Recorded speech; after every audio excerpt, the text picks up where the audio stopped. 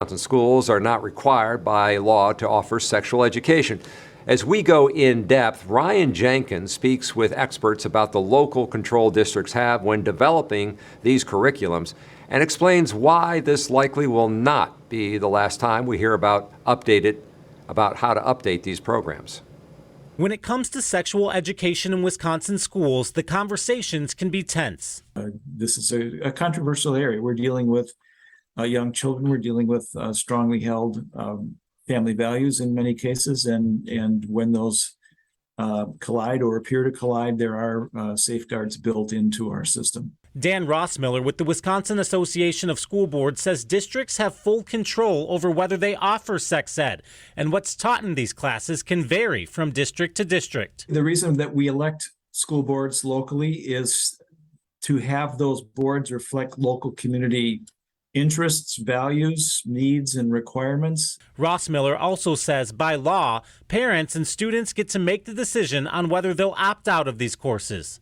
And it's important to note that even while Wauwatosa School Board is considering updating its curriculum to include more conversations about sexual orientation and more lessons about gender identity, these conversations are already happening statewide. According to CDC data, more than half of Wisconsin schools are teaching students about sexual orientation through a required course to middle schoolers.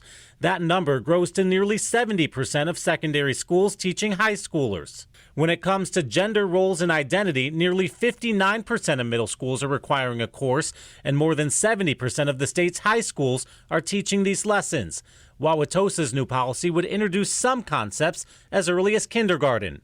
I think we get confused when we hear about sex ed in K through third grade, and we think, oh my gosh, we're teaching young people sex. That's not what we're teaching them. Michelle Slaybaugh with the organization SECUS, Sex Ed for Social Change, says sexual education lessons at an early age drive home the importance of personal boundaries, inclusion, and kindness.